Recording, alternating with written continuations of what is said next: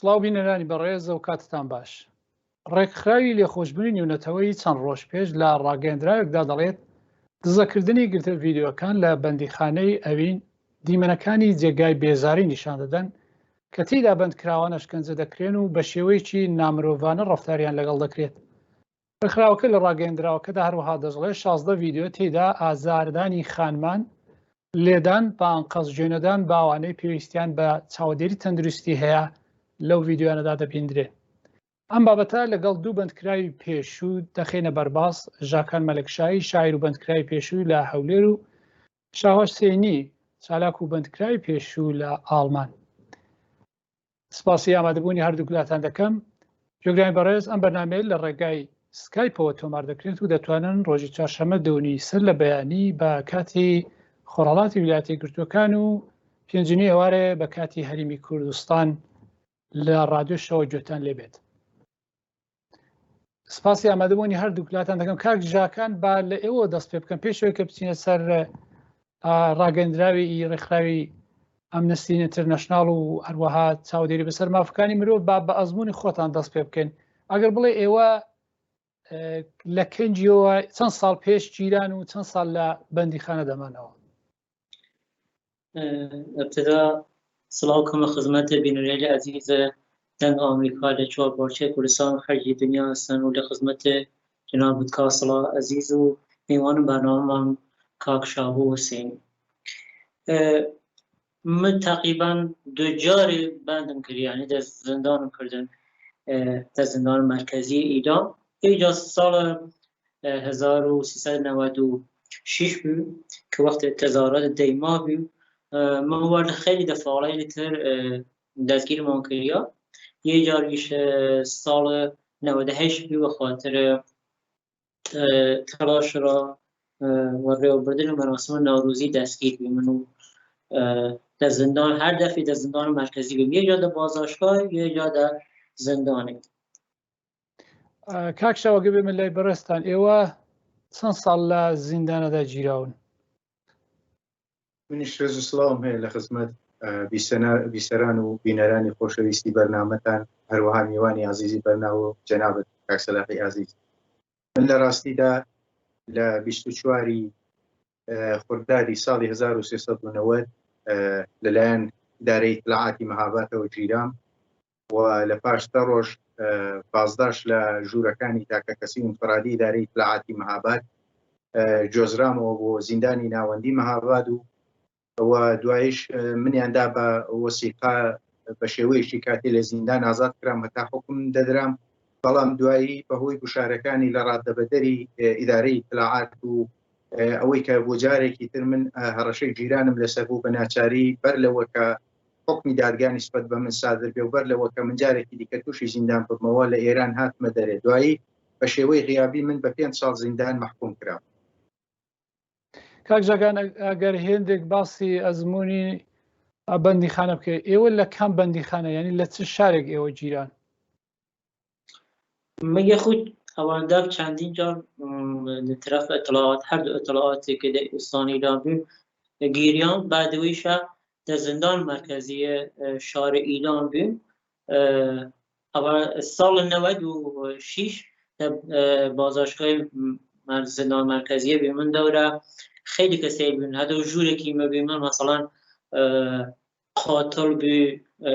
فروشنده مواد مخدر بود، دزد بود، یعنی جیش عامل شرور بود. ولی را بندماری چیست جگای درست کردیم که یارول که مشکلات مالی که داشتن لاریم نه، ولی و داخل او کسایی که سیاسیون یا فعال مدنیون یا شاعرین جرم باید دنام او یه سری قاچاقچی و قاتل و کسایی وجوره او زندان خمانه تمام بکنیم که وفره ازیتی هرچند خوی ما خیلی دو کسایی چون ایمه دناناسی دزانسن یا فعال کردواری من راز هویت قمان دیدیم کار کردیم رفتار آمد ایما خوبی، ولی در کل نی فرز جبست این را ایما بود. حد و سال 96 که در زندان بیم دو دانه به خاطر اتهام برده همکاری برده احزاب دل رانی بین دل ایما گرتیران که رفتار فرگانی وردان کنه، حتی نیشتن لباس یا چیزی که مورد نیاز یه انسان که وسیله شخصی راه بیاورن بارها وسیله که آوردین وارسیان کرین و نشناگانان. بار دوم سال 98 که زندانی کردیم در بند قرنطینه بود، یعنی بیم سیاسی تر هم دو بند قرنطینه بود که دلیل خاطره بیم. این زندانی دیدیم داستان ایلام نام زندان دالاهو کرا کسی دیگه مواد مخدریانه قاچاق کن خرید فروش کن که با مواد فروشی داره بود، ولی وشتریان درام بندی بین که ایمه سیاسی داره ایمه نه در کش ایمه بند مالی گیش بود، یعنی ایمه در تحت فشار بیمن و هر چی دویتی من که برنماندگیه که وضعیت بیتر و برلار ایمه شاید فرق داشتن ولی کسی که کار قاچاق کن کار موادیانه کن ولی بخور ایمه نیکرن رفتار افسرای نامزندان هم خیلی جان فرگنی ولی پر جان آنها که حس کردوایی داشتن منتظران مسئله کردوایی چسته رفتار انوار دیمه خاصی و طبعا مثلا یک جا زندان افسرای لا که لکیش هم دو چون دزانست برای مسئله کردوایی دیرون کار کنم تا دو کسنایی که قیامتی مبدی ولی چند کسر بین قرآن گزارش را دکردن و اذیتی ما دکردن حتی کسی که خطر داشتن و ایمه دیاورزم را بنده مسئول بنده ما که زندانی گو 5 سال دو زندانی همیشه مواظب ما یا کسی جلومن گو کسی که تازه ورود کردن یا در زندان که فکر دکردن و یا طرف ادارت را یا کسی بیان دنیا میان دوراور چم خویان که اتفاق رای من نکفی چون پیشتر 2 سال قبل بودم بیام زندانه یکی در همشهریه لخوام بخاطر اتهام و همکاری و عذاب کلی کردین هر روز زندان هدارشی کشتینه یعنی 13 دارینه بعد 12 ساعت تلفن مالش کردی و 13 دارم حالم خراب و بعد چند ساعت مرد و هیچ کسی بخوانی نه حتی زندان مرکزی ایلام. زۆر باش کاک ژاکان دێمە لای تو کاک شاهۆ ئەگەر تۆ باس بکەیت کە بە چ هۆیەک ئێوە لە خرانە نێو بەندیخانە؟ لە ڕاستیەکەیدا من بەر لەوە کە بژیرێم 10 ڕۆژ بەر لەوە کە لەلایەن نەفلعاتەوە بژیرێم هەر لەلایەن نەفلعاتی مەهابادەوە بان کرام و هەڕەشەی وەم لێکرا کە ڕاستەکەی من ئەو کات خوێندکاری کارناسی باڵای زانستە سیاسیەکان بووم و دیارە لەسەر کلاسی دەرسی ژێمە زۆرمان قسە و باس و ڕخنە و گلەیی و گازندە لە حکوومەتە بوو و زۆر بە شکلێکی جدی ڕخنەکانمان لە حکوومەت دەخستە و هەروەها دیارە من ئەو کاتیش لە ئێران کەسێکی ڕۆژنامەوان و کاتی خۆشی من بەرپرسی ئەنجومەن ئەدەبی مەهاباد بووم و بەرحاڵ کاری کولتوری و کاری فەرهەنگی و کاری نەتەوەیمان زۆر دەکردووە بەو شێوەیەژێمە زۆر لەژێر چاوەدێریدا بوو. من دەڕۆژ بەر لەوە کە بژیرێم بانکرام و زۆر بە جدی هەڕەشەم لێکراو و پێشنیادی جدی ئەویان هەبوو کە من پێویستە هاوکاری ئیدارەی اطلاعات بکەم. دیارەکە لەگەڵ جوابی ڕەدی من ڕوبەڕووبوونەوە من 10 ڕۆژیان فرسەت بە مندا کە من بیر بکەمەوە هاوکاریان بکەم. دوایی من لە قەزوێن بووم ئەو کاتە دانیشتوی کارناسی باڵای علمی سیاسی بووم زەنگیان بۆ لێدام وتر گوتیان بۆ هێندێک سوال جواب بگەڕێەوە مەهاباد هەروە چارەگێک 20 دقیقە چەند سوالێکە لێ دەپرسین و دەڕۆی بە شوێنکاری خۆدای تر کە من چوومە ئیدارەی اطلاعات دەرکێکی چکۆلە بوو ئیدارەی اطلاعاتی مەهاباد دوو دەرکی هەیە دەرکێک لە پێشێ لەسەر خیابانەکەیە خیابانی کە دەچێتەوە بۆ خیابانی پادگانە دەچێتەوە بۆ پادگانکی پیسەی مەهاباد دەرکێکیشی لە پشتەوەیە بە کوچەی چاکە چکۆلەدا بە دەرکە چکۆلەکەدا کە من چوومە ژوورێ ئیتر هەرکە من چوومە ژوورێ لە حەسارەکە لە دەرگای ساختمانەکە بۆ ژوورکەوتم کەسێک بۆ ئەو کات پێیان دەکوت حامیدی دیارە نێوە نێوێکی خوازرا و نێوی ئەسلی خۆی نەبوو هەرکە چوومە ژوورێ منی گرت و گوشی مۆبایلەکەی لێ وەرگرتم و لە عەرزەی دام و دەستبەندی لێدام و پێی گوتم بازداشت بە عیلەتی هاوکاری لەگەڵ ئەحزابی ئۆپۆزیسیۆنی دژبەری کۆماری ئیسلامی ئیتر ئیتهامی ئەسڵەکەی من دوایی کە من تەفیمی ئیتهام کرام لە بازداشتگای ئیدارەی اطلاعات و ئەو کاتی دادستانی مەهاباد هاتەوێ و لەوێ منی تەفیمی ئیتهام کرد ئیتهامی من عضویەت در حزبی دموکراتی کوردستانی ئێران. کاک ژاکان ئەگەر باسیەوە بکەیت کە ژمارەیەکی زۆر بەندکراو لەگەڵ تۆ هەبوون لە بەندیخانە و ئایا تاوانی ئەوان تاوان دەی بزانی زیاتر سیاسی بوو یا لایانی دیکەی هەبووە؟ در سال 96 که خدمت آمدم او وقت سیاسی فره واردمامی چون تیما و تظاهرات سراسری که بی اعلامیش هم دور کرماشان شارع لتر کرد تظاهرات فره کردین دبان سری ما که بند نسوان بخششنیلوی چیشتی که وطنه ما حداقل 300 گل جن هاوردین که اشتران دانشجو بین جوانه فره بین در مقشایی ایوان خزر خود ایلام یعنی دو تظاهرات شرکت کردین که کلیان هاوردین رو بش ایما ولی در کشوانیش هم کسیل غیر سیاسی بین مثلا جرائم تر داشتن که دلیل ایما بین ولی چیزی که فره ارام تعجبی اجازه نیان حتی او کسیلی که سیاسی یا مثلا کسیلی بین که در احزاب روجالاتی بین و هر دلیل هاتینالی ما حتی نیفتنا ورزش بکردن مثلا که مالشای دلیل ایمه بی جوانی همیشه دوست داشت بدنسازی بکه یا بیه نیفتن بشوده باشگاه مخصوص که نام زندان ورزش که حتی مثلا دورگه او که دستی بی و صورت دنبر ورزش دگر همیشه وانه ده دستان ده دیوبینه سخن چاوگیری دکردن که اجازه هیچ گونه کاری وینیان حتی در زندانه کرماشان نمیشه من رفیقی داشتم که در زندان کرماشان اینه وان دکش نانستان دکش کسیلی که در داعشیونه یا کسیلی که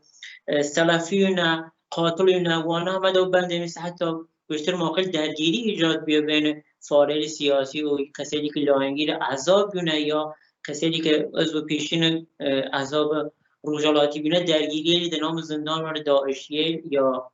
سلفیه انجام گرفته که هم که دیرم مرتان دم کم رفیقی دیرم در نام زندان که هم مشکلات دیرون و داخل آنها که سیاسی هن یا مثلا شاعرن یا فرهنگی ننان در بندهلی که ورد کسیلی که ورد ذهنیت یعنی خوانی و خطر گیانیان وجودی زۆر باش کاک ژاکان دەمۆلات کاک شاهۆ ئەگەر لەم بارەیەوە ڕێکخراوی چاودێری بەسەر مافەکانی مرۆڤ دەڵێ بۆ ماوەی 20 ساڵان ئێران ڕێگای لێکۆڵینەوەی سربەخۆی بەو ڕێکخراوە نەداوە کە بچن سربەخۆوانە پشکنین لە بەندیخانەدا بەڕێوە بەرن. تۆ ئەوەندەی کە لە بەندیخانەدا بووە کەسانێک لەلایەن حکوومەتەوە یا کەسانێک لەلایەن وەک ڕێکخراوی بیانی هاتوون سەردانی بەندیخانە بکەن کە لێکۆڵینەوە بکەن؟ بە هیچ شێوەیەک مەجالی ئەوە بە کەس نەدراوە کە سەر لە زیندانەکانی ئێران هەڵێنێتەوە و بتوانن واقعیەتەکانی زیندانەکانی ئێران کە جگە لە شکنجە و ڕەفتاری دژە مرۆڤانە و تحقیر و سوکایەتیکردن بە مرۆڤەکان و بە کەسەکان و پێشێلکردنی کەرامەتی مرۆڤەکان هیچ شەشی دیکەی تێدا نییە ببینن. ئەوە لە ڕاستیدا جەوهەر و ئەساس و شناسی نیزامی قەزایی لە نێو حکوومەتە ئایدۆلۆژیکەکاندایە. ئەوان بە هیچ شێوەیەکی بەهۆیەوە کە ئەساسەن دەسەڵاتێکی گەلینین، دەسەڵاتێکی هەڵقڵاوی ناخی واقعی کۆمەلگانین، زایەڵەی بیرروڕای گشتی کۆمەلگای مەدەنی خۆیان نین. بۆیەش ئەساسەن ئەوان دەسەڵاتیان پاوان کردووە وەکە دەستیان بە دەسەڵات داگرتووە دەسەڵاتیان پاوان کردووە هەموو دیاردەکانی تری ژیانی کۆمەلگاشیاندا پاوان کردووە کە ئاساییە ئەوانە هیچ کات مەجال بە دەرکەوتنی ڕاستەقینەکانی نێو کۆمەلگای سیاسی و کولتوری و حقوقی و زیندانەکانی خۆیان نادەن بەهۆیەوەی کە ئەساسەن مەشروعیەتێکیان نییە و زۆر لەوە زیاتر مەشروعیەتیان دەکەوێتە ژێرپرسیار و لە نێو ڕێکخراوە جیهانیەکاندا زۆر لەوە سووک و ڕسواتر دەبن. بۆیەش نەتەنیا من هیچ کات شاهدی ئەو شتە نەبووم بەڵکە هیچ زیندانیەک لە ماوەی زیادە لە 40 ساڵ دەسەڵاتی کۆماری ئیسلامیدا شاهدی وەی نەبووە کە کەسێکی بیانی یا ڕێکخراوەیەکی پارێزەری مافی مرۆڤ یا ڕێکخراوەیەکی مەدەنی جیهانی بێت و سەردانی زیندانەکانی ئێران بکات. کاک ژاکان ئەو ماوەی کێوە لێبوون ئایا نمونەیەکتان کاتێک چاو لەو ڤیددیوانە دەکەن ئایا لە بەندیخانەدا ئێوە چتانە بیردێتەوە ڕەفتاری ئەواتان لەگەڵ کرا یان کەسێک هەبوو کە ڕەفتاری وای لەگەڵ بکرێت؟ ڕەفتارێک وەک شێوە وەردەخۆم نەکردیا وەلی وەختی کە ئێتیساب غەزا کردم وام اعلام کردن که اعتصاب غذا ممنوعه و ایمش هیچ خودمان اجازه نانه در مرکزا که کسی که اعتصاب غذا کرد اعلام یان بگیم مقامات بانته تهدیدم کردن و یک اتاق دیدیم نوان اتاق ایزولا که هر کس حساب غذا که ورنه دبان او تخت واسنه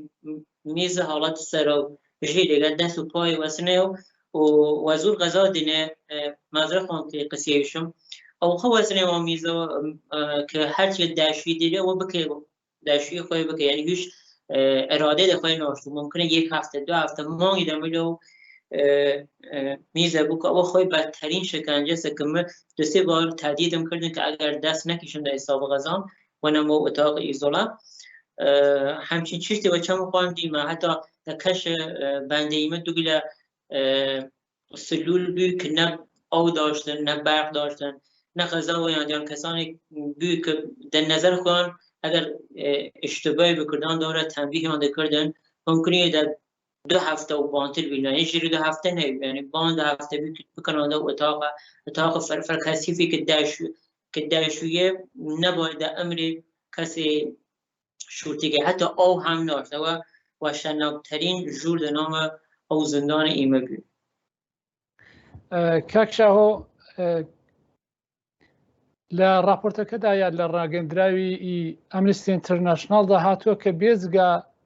لەوانەیە کە لە ڤیدیۆکەدا نیشان دەدرێت کە بەندیخانەی ئەڤینە 2 ژووری دیکە هەیە کاوان بە تایبەت بۆ بەندکراوانی سیاسی دیاریکراون. بۆ پێی کە ڤیددیوانە چاودێ دەکەیت تۆ پێ دوایە ڕەفتار لەگەڵ بەندکراوانی سیاسی دەبێت چۆن بێت؟ واقعیتەوەیە کە بە هەر ڕێژەیەک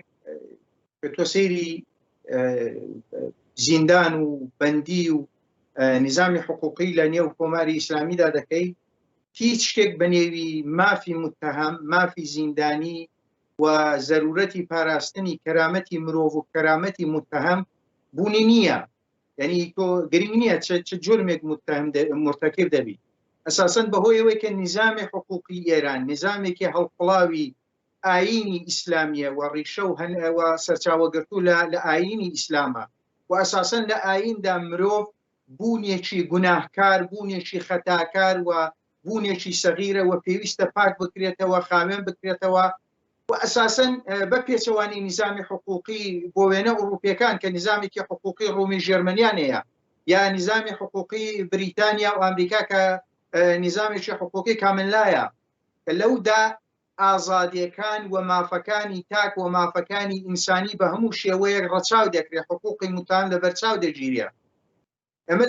لە نێو نظامی حقوقی کۆماری ئیسلامیدا ئەو شتەمان نییە بۆیەش تۆ گرنگ نییە چ جرمێک مرتەکب دەبی هەر جرمێک کە مرتەکب دەبی بە عنوانی کەسێکی متهم دەکەوێت بەر لێدان بەر شکنجە بەر بێڕێزی بەر بێحورمەتی پێکردن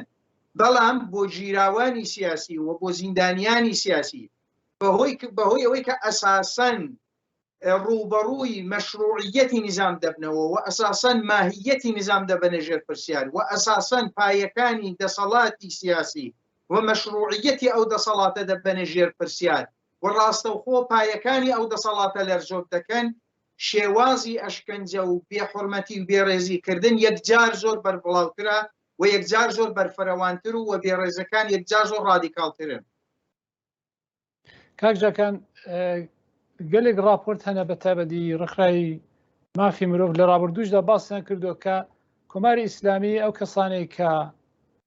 با بڵێن تومەتی سیاسیان لێدەدا دامەتەنێ ئەو بەندیانە ئەو ژوورانەی کە کەسانێکی لێن کە کاری قاچاق و بەنگ و مەخدراتیان کردو تۆ ئەوەندەی لەو بەندیخانە بووی توشتیوا بەرچاوکەوت؟ مدە 2 جار لە بەندیخانە بوویم هیچ جاری نیم کە بەند تایبەتی عێراق کەسێکی کە سیاسیە یا قرار فەرقی لەوەرە کەسێکی کە قاچاق مواد مخدریانەکان بینم و نظرم نەدا ئیلان بەڵکی دە کرماشان همچین ژووری تایبەتی را فارەلی سیاسی و مەدەنی یا کەسێکی کە متەرزن و نظام وجود نیەرێ هەوچ هەم یە جاتوتمە خدمەتان زندان تایبەت مواد مخدر وجود دێرێ لە ئوستان ئیلان ولی من خۆم نیەزانم ڕاکە با دوشتر فروشنده لمواد مخدر همیشه در بندی بون که فعالی سیاسی و مدنی وجود دارن که یه خوی هم یه جور رفتار سیاسی و را تحت فشار قرار دادن او زندانیه له هست و نظر خود ما خواهم وقتی چندی جا برنم اطلاعات یک جار هن نظام كان اطلاعات باطلاعات سپاه بی اطلاعات وزارت بود ولی 3 روز و 3 شب پیش سرم من دبان چرخه اشتنم نشتنم که بیام موبایل یا غذا بخورم دستم دستبند کردم وگان چرخه و 3 روز تمام کشتم پلاتیناده با حداقل در طول روز 3-4 جا دریج بکشم تا پیشتم استراحت بکنم ولی 3 شب و 3 روز وقتی تکان نخوردم خود بدترین نوع شکنجه است اون یاد گرفتن بر مبنای نوع مشکل هر کسی یه شکنجه دید شاید را کسی سالمون بتونی مثلا شکنجه جلو پای بیاه شده ولی کسی جرمه او جور شکنجه دان رفیقی داشتم که رفیق یعنی در زندان وردی آشامی سال 96 اول متهم و سرقتی بود یه سرقت در مالی که طلایی بود ولی او خود شکنجه دایم بدون کردن ادعا گشتن جوجه کباب اصلاح خیان کردن ادعا رو شکنجه دایم دزانین مثلا پای پلاتیناده چون منو پایه بعد که هاتوی اعتراف کردی بعضی اعتراف کردی دانه و قاضیه وتی آقا ما و خاطری اعتراف کردم شو شکنجم دانم